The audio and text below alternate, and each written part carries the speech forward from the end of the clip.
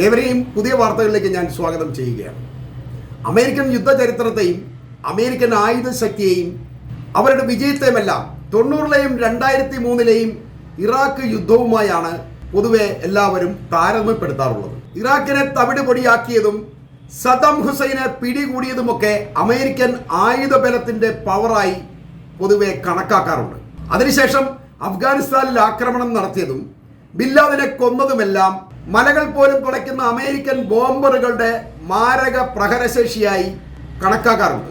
എന്നാൽ അതൊക്കെ വെറും പഴഞ്ചൻ കഥകളായി ഇപ്പോൾ മാറിയിട്ടുണ്ട്. അമേരിക്കൻ ആയുധ ടെക്നോളജികൾ കാലഹരണപ്പെട്ടതും തുരുമ്പ് പിടിച്ചതുമാണെന്നാണ് പുതിയ കാല സത്യം. യമനിൽ ഹൂത്തികൾക്ക് ഇറാൻ കൊടുക്കുന്ന ആയുധങ്ങളുമായി പോലും പിടിച്ചു നിൽക്കാൻ കഴിയാതെ ആണവായുധം വഹിക്കുന്ന അമേരിക്കൻ യുദ്ധക്കപ്പലുകൾ പേടിച്ചോടുകയാണ്. ഹൂത്തികളുടെ ആക്രമണത്തെ മനസ്സിലാക്കാൻ കഴിയാത്തതോ അതല്ലെങ്കിൽ അതനുസരിച്ച് വേഗത്തിൽ പ്രവർത്തിക്കാൻ കഴിയാത്തതോ ആയ റഡാർ സംവിധാനം കാലഹരണപ്പെട്ടതാണ് എന്ന് മനസ്സിലാക്കാൻ ഈ യുദ്ധക്കപ്പലുകൾ പലതവണ ആക്രമണമേറ്റത് കണക്കിലെടുത്താൽ മാത്രം മതിയാവും.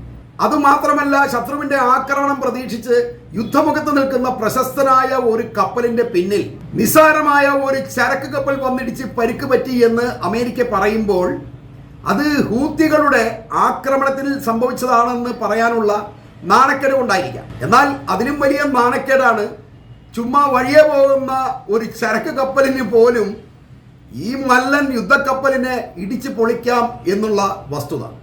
തന്നെയുമല്ല, ഹൂത്തികൾ ഈ കപ്പലിനെ നിയന്ത്രിച്ചിരുന്ന റഡാർ സംവിധാനം തന്നെ തകർത്ത് കളഞ്ഞു എന്നതും ഈ റഡാർ സംവിധാനത്തെക്കാൾ എത്രയോ മികച്ചതാണ് ഹൂത്തികൾ ഉപയോഗിക്കുന്ന അവരുടെ റഡാർ സംവിധാനം എന്നും നമ്മൾ മനസ്സിലാക്കേണ്ടതുണ്ട്.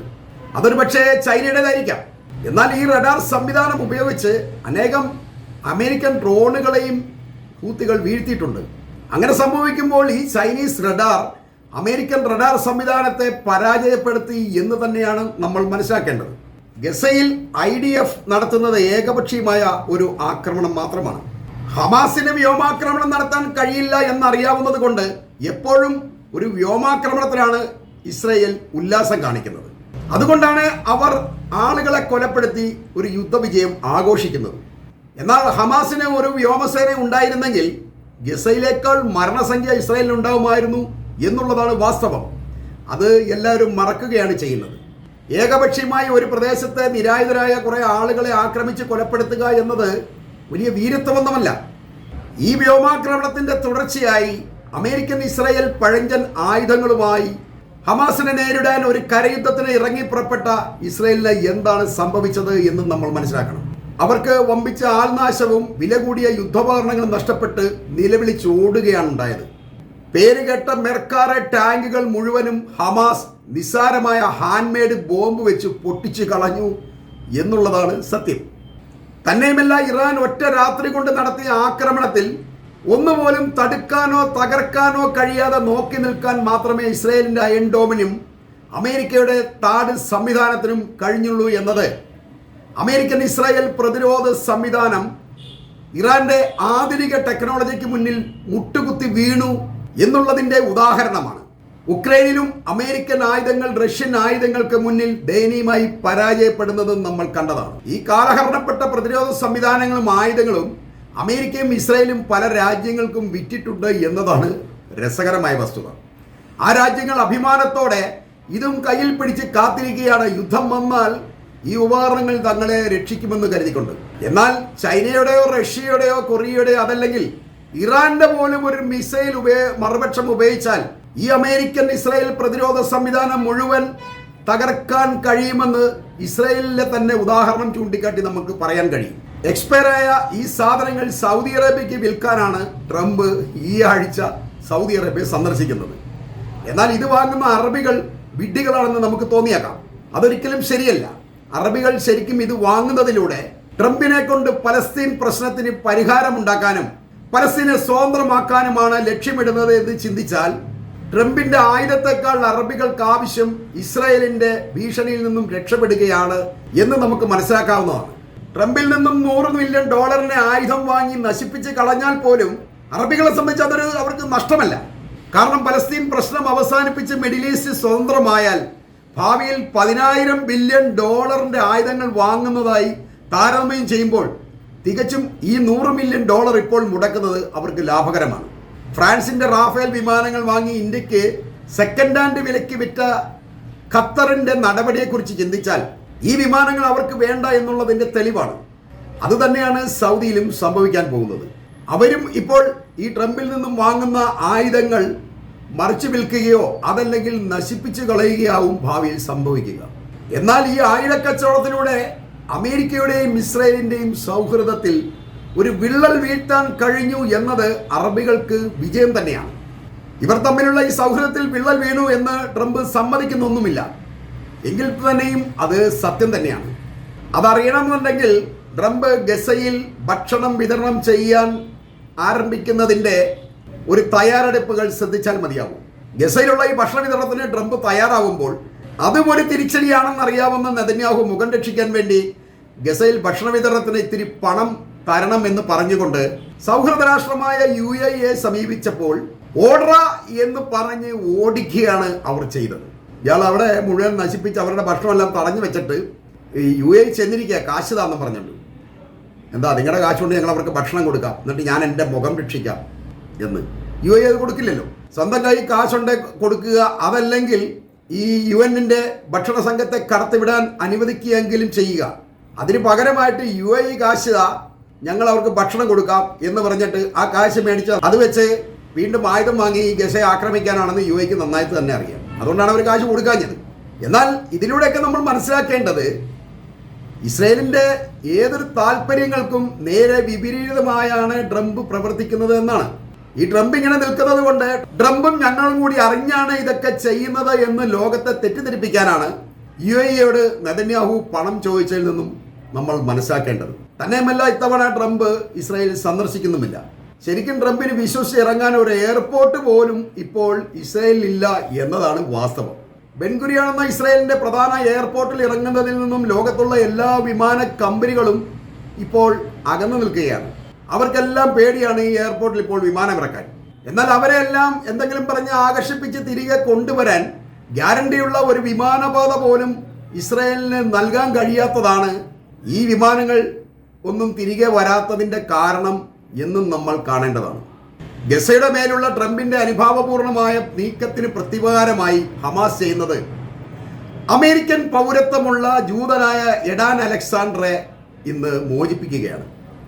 ഈ ഒരാളെ മാത്രം മോചിപ്പിക്കുന്നത് ട്രംപ് ആവശ്യപ്പെട്ടിട്ടില്ല എന്ന് പ്രത്യേകം നമ്മൾ ശ്രദ്ധിക്കണം. കേവലം അതൊരു പ്രത്യുപകാരം മാത്രമാണ്. ഇതിനു മുൻപ് ട്രംപ് പല ഉപാധികൾ വെച്ച് കാല് പിടിച്ചപേക്ഷിച്ചിട്ടും ഈ അമേരിക്കൻ ബന്ദിയെ ഹമാസ് വിട്ടുകൊടുത്തിരുന്നില്ല. ആ സാഹചര്യത്തിലാണ് ട്രംപ് ആവശ്യപ്പെടാഞ്ഞിട്ട് പോലും ഇപ്പോൾ ഹമാസ് ഇവരുടെ ഈ ബന്ദിയെ വിട്ടുകൊടുക്കുകയാണ്. അത് അമേരിക്കൻ പൗരത്വമുള്ളതുകൊണ്ട് മാത്രമാണ്. അയാൾക്ക് അമേരിക്കയുടെയും ഇസ്രായേലിൻ്റെയും പൗരത്വമുണ്ട്. ആൾ ജൂതനാണ്. എന്നാൽ ഈ അമേരിക്കൻ പൗരത്വമുള്ളത് കൊണ്ട് മാത്രം ഹമാസ് ഈ ബന്ദിയെ വിട്ടുകൊടുക്കുകയാണ്. ഈ മോചനം പോലും ഹമാസിന്റെ മേലുള്ള ഞങ്ങളുടെ സമ്മർദ്ദം മൂലമാണ് എന്ന് തെറ്റിദ്ധരിപ്പിക്കാനാണ് ഇസ്രായേൽ ശ്രമിക്കുന്നത്. ഇവരിങ്ങനെ അവകാശം ഉന്നയിക്കുമ്പോൾ ഒരു ബഷീരിയൻ സാഹിത്യമാണ് ഓർമ്മയിൽ വരുന്നത്. അമ്മിണി ഗർഭിണിയാണെന്ന് അറിയുമ്പോൾ അവർ ആനയാണെന്ന് തിരിച്ചറിയാതെ ആ ഗർഭം തൻ്റെ കഴിവ് കൊണ്ടാണ് എന്ന് പറയാൻ ശ്രമിക്കുന്ന ഒരു എട്ടുകാലി മമ്മൂഞ്ചത്വം മാത്രമേ നെതന്യാഹുവിൻ്റെ ഈ അവകാശത്തിൽ ഉണ്ടാവുന്നുള്ളൂ എന്നുള്ളതാണ് വാസ്തവം. സ്വന്തം രാജ്യത്തെ ജനങ്ങളെ ബന്ദികളാക്കിയ ഹമാസിൽ നിന്നും ഒരു അമേരിക്കൻ ബന്ദിയെ മാത്രം മോചിപ്പിക്കാൻ ശ്രമിക്കുന്ന ഹൃദയവിശാലതയൊന്നും ഈ നെതന്യാഹുവിന് ഇല്ലെന്ന് എല്ലാവർക്കും അറിയാവുന്നതാണ്. അയാളാണ് പറയുന്നത് ഞങ്ങളുടെ സമ്മർദ്ദം മൂലമാണ് ഹമാസ് ഇപ്പോൾ ഈ അമേരിക്കൻ ബന്ദിയെ വിടുന്നത് എന്ന്. ഈ അവകാശവാദം എത്ര ദുരന്തമാണ് എന്ന് നമ്മൾ മനസ്സിലാക്കണം. ഇപ്പോൾ തന്നെ ഇസ്രായേലിന്റെ ബാക്കി ബന്ദികൾ മരിച്ചാൽ പോലും ഗസയെ തവിടുപൊടിയാക്കണം എന്ന ലക്ഷ്യത്തോടെ തുടരെ ഈ ഗസയെ ആക്രമിച്ചുകൊണ്ടിരിക്കുകയാണ് നെതന്യാഹു. എന്നിട്ടാണ് അയാൾ പറയുന്നത് ഞങ്ങളുടെ പ്രഷർ മൂലമാണ് ഈ അമേരിക്കൻ ബന്ദിയെ ഹമാസ് ഇപ്പോൾ വിട്ടുകൊടുക്കുന്നതെന്ന്. അങ്ങനെ ഒരു ബന്ദിയെ മാത്രം പോരല്ലോ, എല്ലാവരെയും വിടണ്ടേ. പിന്നെ മറ്റൊന്ന്, ഈ സൗദിയിലെത്തുന്ന ട്രംപ് അവരുമായിട്ടുള്ള ചർച്ചയ്ക്കിടയിൽ പലസ്തീൻ, ലെബനോൺ, സിറിയ തുടങ്ങിയ രാജ്യങ്ങളുടെ പ്രതിനിധികളെ കൂടി ഉൾപ്പെടുത്തി ഒരു പുതിയ സംരക്ഷണ കരാറും കൂടി ഉണ്ടാക്കുകയാണ്. ഇതും ഇസ്രായേലിന് വലിയ തിരിച്ചടി തന്നെയാണ്. ശരിക്കും നെതന്യാഹു ഒറ്റപ്പെടുകയാണ്. ഈ നെതന്യാഹുവും ഇസ്രായേലും ട്രംപിന്റെ മുന്നിൽ അതല്ലെങ്കിൽ അമേരിക്കയുടെ മുന്നിൽ ഒരു ബാധ്യത തന്നെയാണ് എന്നുള്ളതാണ് സത്യം. അതറിഞ്ഞുകൊണ്ടാണ് ട്രംപ് ഇപ്പോൾ അറബികളുമായി ഒരു സൗഹൃദത്തിനും സമവായത്തിനും ശ്രമിക്കുന്നത് എന്ന് നമ്മൾ മനസ്സിലാക്കണം. അമേരിക്കൻ നികുതിദായകരുടെ സമ്പത്ത് തിന്നു തീർക്കുന്ന ഒരു തെമ്മാടിയാണ് ഇസ്രായേൽ. അതല്ലെങ്കിൽ ഒരു അട്ട എന്നൊക്കെ വേണേൽ പറയാം. അവർക്ക് എത്ര അധികം പണവും ആയുധവും കൊടുത്തിട്ടും യാതൊരു ലാഭവും അതിൽ നിന്ന് അമേരിക്കയ്ക്ക് ലഭിക്കുന്നില്ല. അത് കൊടുക്കുന്നത് മുഴുവൻ കൊണ്ട് അവിടെ അടിച്ചു കളയുന്നു. വീണ്ടും തിരിച്ചു വന്ന് ചോദിക്കുന്നു, ഞങ്ങൾക്ക് വീണ്ടും ഞങ്ങൾ അവിടെ കുറേ ആൾക്കാരെ കൂടെ കൊല്ലട്ടെ. അതുകൊണ്ടത് ലാഭം ഇരിക്കുന്നു. 10 പൈസ തിരിച്ചു കിട്ടുകയില്ല. എന്നാലോ ഒരു യുദ്ധവിജയം നേടാനോ അതല്ലെങ്കിൽ ലോകത്തൊരു അംഗീകാരം നേടാനോ ഒന്നും കഴിയുന്നില്ല. അമേരിക്ക ഇസ്രായേലിൻ്റെ ഈ അക്രമത്തിന് കൂട്ടു നിൽക്കുന്നു എന്നൊരു ചീത്തപ്പേരല്ലാതെ വേറെ ഒന്നും അമേരിക്കയ്ക്ക് ഉണ്ടാവുന്നില്ല. അതുകൊണ്ടാണ് ഈ ട്രംപ് മറിച്ച് ചിന്തിക്കാൻ തയ്യാറാവുന്നത്. അമേരിക്കയിൽ നിന്ന് വാങ്ങി ഈ അറബികളെ കൊല്ലാൻ ഉപയോഗിച്ച നെതന്യാഹു നശിപ്പിച്ച് കളഞ്ഞ ക്യാഷ് അറബികളിൽ നിന്ന് തിരിച്ചു പിടിക്കാനുള്ള ശ്രമമാണ് ഇപ്പോൾ ട്രംപ് നടത്തുന്നത് എന്ന് വേണമെങ്കിൽ പറയാം. ട്രംപിനെ സംബന്ധിച്ച് അയാൾ ഈ പഴഞ്ഞ ആയുധങ്ങളെല്ലാം ഈ അറബികൾക്ക് കൊണ്ട് കൊടുത്ത് അവരിൽ നിന്ന് ഞാൻ യുദ്ധനഷ്ടം വന്ന കാശുകളെല്ലാം തിരിച്ചു പിടിക്കുന്നു എന്ന് വേണമെങ്കിൽ ചിന്തിച്ച് സന്തോഷിക്കാൻ കഴിയും. ഇക്കാര്യം വേണമെങ്കിൽ നെതന്യാഹുവിനോട് പറഞ്ഞ് അയാളെ ആശ്വസിപ്പിക്കുകയും ചെയ്യാം. എന്നാൽ അതിലൊഴിഞ്ഞു കിടക്കുന്ന സത്യം, എത്ര ആശ്വസിപ്പിച്ചാലും ഗാസ കൈവിട്ടു പോകുന്നതും പലസ്തീൻ സ്വതന്ത്രമാകുന്നതും നെതന്യാഹുവിന് നഷ്ടം തന്നെയാണ് എന്നുള്ളതാണ്. എന്നാൽ അറബികൾ സന്തോഷിക്കുന്നത് പലസ്തീനെ വില കൊടുത്ത് വാങ്ങി ട്രംപിനെ കളിപ്പിച്ചു എന്നോർത്തായിരിക്കും. ഇരു കൂട്ടർക്കും സന്തോഷമുണ്ടാകുന്ന രാഷ്ട്രീയ കടുങ്കെട്ടുകൾ അഴിയുമ്പോൾ യഥാർത്ഥ ലാഭം മിഡിൽ ഈസ്റ്റിന് തന്നെയാണ് എന്നുള്ളതാണ് വസ്തുത. അവരുടെ ആകാശത്ത് നിന്നും യുദ്ധത്തിൻ്റെ കാർമേഘങ്ങൾ മാറിപ്പോവുകയാണ്. അതിലും വലുത് അവരുടെ മനസ്സുകളിൽ നിന്നും ഭയം വിട്ടൊഴിഞ്ഞ് സ്വതന്ത്രമാകുന്നു എന്നുള്ളതാണ്. എന്തായാലും വരും ദിവസങ്ങളിൽ മിഡിൽ ഈസ്റ്റിൽ വലിയ മാറ്റങ്ങളാണ് സംഭവിക്കുന്നത്. ട്രംപിന്റെ വാക്കിന് വിശ്വാസ്യതയുണ്ടെങ്കിൽ പലസ്തീൻ ചിരിക്കും എന്നുള്ളതാണ് സത്യം. ഇനി അതല്ല, ഇവരുമായിട്ട് വെറും കച്ചവടം മാത്രമേ ഉദ്ദേശിക്കുന്നുള്ളെങ്കിൽ ഇയാൾക്ക് ഈ പറഞ്ഞ ഒന്നും നേട്ടങ്ങളൊന്നും ഉണ്ടാകില്ല. ഇയാൾ പറഞ്ഞ വാക്കും പാലിക്കില്ല. ട്രംപിന്റെ വിശ്വാസ്യത തന്നെ അറബികൾക്കിടയിൽ നിന്ന് നഷ്ടമാകും. പിന്നെ മറ്റെന്തെങ്കിലും ഒരു റൂട്ടിലായിരിക്കും കാര്യങ്ങൾ മുന്നോട്ട് പോവുക. എന്നാൽ ഇത്രയും പറഞ്ഞുകൊണ്ട് ഞാൻ വാർത്തകൾ ഇവിടെ അവസാനിപ്പിക്കുകയാണ്.